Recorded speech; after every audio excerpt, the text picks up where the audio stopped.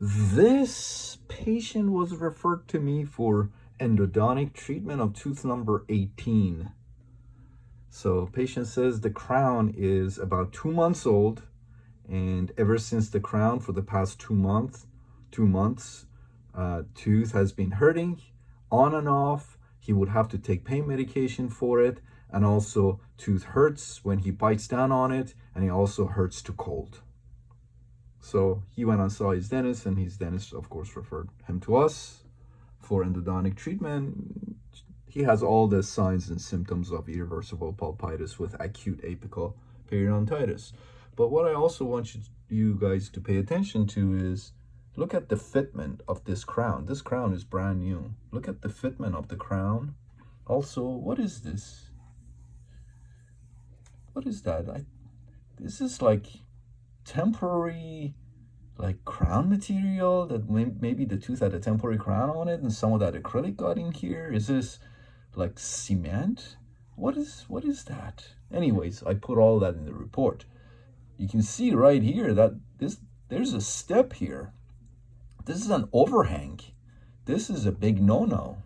So the dentist who did this crown should have, before cementing it permanently, should have taken a bite wing to make sure that the fitment of the crown was proper, and also explored this area here. This will need a deep scaling, and so patient needs to be this area needs to be anesthetized, and then the dentist had a scaler and needs to go in here subgingivally and remove all of this. I have no idea what that is, and this patient will definitely need a new crown. This crown is not fitting well on this tooth, as you can see. I put all of that in the report to the general dentist. But you can see that this tooth, look at the anatomy of this tooth. Look at this. Starts at one canal, turns into two canals, then they join.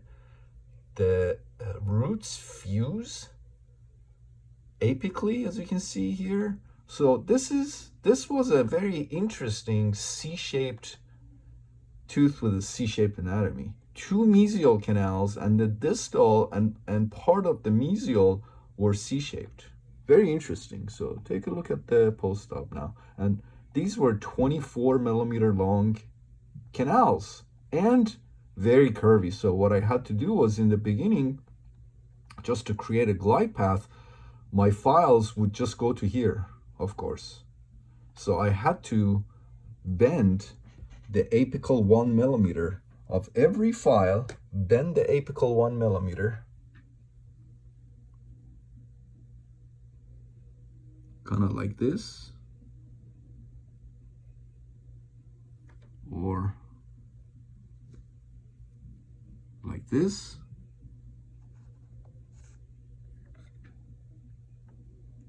Bend the apical 1 millimeter, and then watch wind it into the canal, watch wind it into this canal, and then watch wind it into this canal.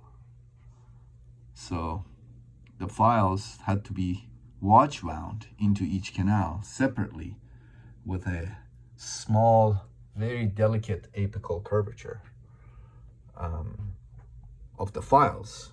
Very interesting. It took us a while, as I said, 24 millimeters. And apically, as you can see, the roots are fused. C-shaped anatomy, but a very interesting C-shaped anatomy. And take a look here. I'm going to show you different angulations, but take a look at this angulation here. Look at this. Look at all of this anatomy. Let's start from the top. Look at all of this anatomy here. Look at the mesial anatomy here. Look at that beautiful lateral right there. Another one right there. Then take a look here. Look at the curvature of these canals, and look at that beautiful snake tongue bifurcation in the apical area of the mesial roots. Look at the distal, the C-shaped anatomy part of this tooth. Look at that right there. all of that there. Look at all of this here. Another lateral right here, as you can see. Let me show you another angulation. It's kind of the same angulation. Look at all of this anatomy up here.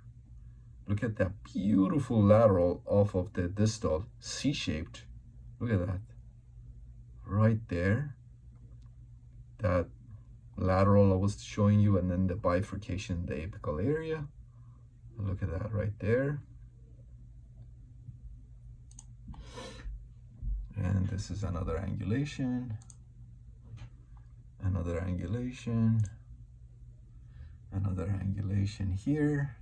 I mean, so much anatomy, so much anatomy. I mean, take a look at all of this.